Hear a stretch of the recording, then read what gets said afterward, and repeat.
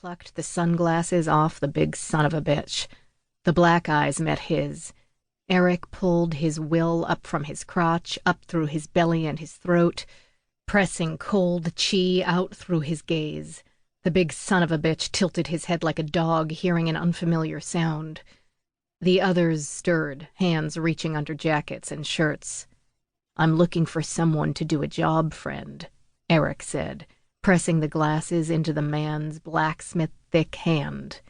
"If it's not you, it's not you. No offense meant."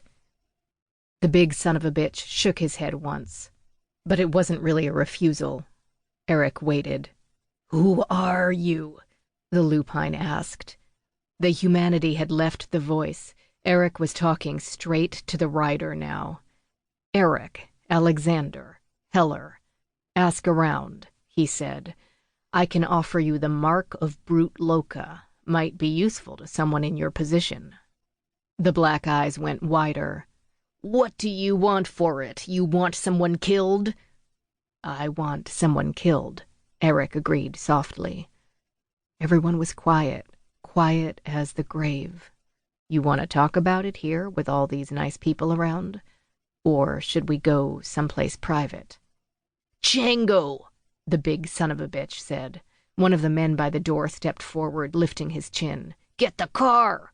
Eric swilled down the last of his drink, and the big son of a bitch stepped back enough to let him stand. Eric dropped 2 20s on the table, a very generous tip. It always paid to be kind to the help. Outside, the rain had slackened to merely driving. A black car pulled up to the curb, Django at the wheel. The lupine and his 3 homies clustered around Eric, ignoring the downpour. 2 of the 3 minions got in the back with Eric stuck between them. The lupine had a short conversation with the last guy, then took the front. The last gangbanger spat on the street and went back into the bar as the car pulled away. They drove east toward Park Hill. Eric didn't speak. For the first time that night, Eric felt that the plan was coming together. The muscle was the last piece he needed. The trick now was to fix the timing. The whole thing had to come together like clockwork. Every element was in place just when it needed to be there. Him, and the lupine, and the old-timer. The driver sneezed. The thug to Eric's left murmured Gesundheit, and Eric's spine crawled with fear. Since when did 5 Points gangbangers say Gesundheit? What the fuck was he sitting next to?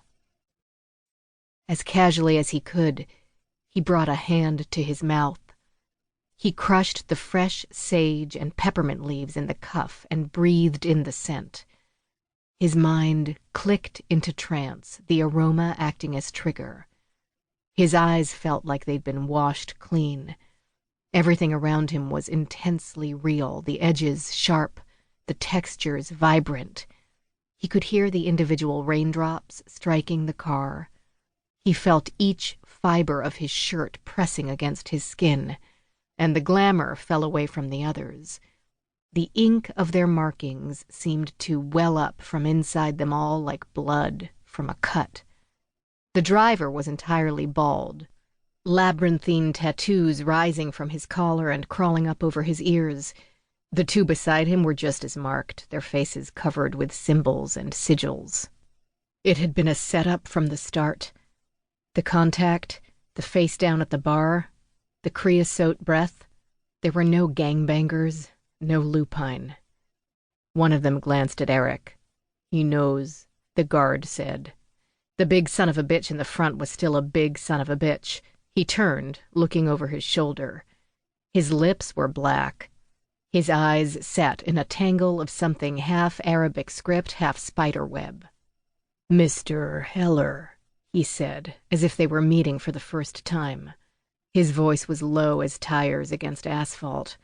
With his senses scraped raw by the cantrip, Eric could feel the man's breath on his skin. "This isn't what you boys think it is," Eric said. "We know what you've been doing, Mr. Heller," the other man said. "It stops tonight. It stops now." With a despairing cry,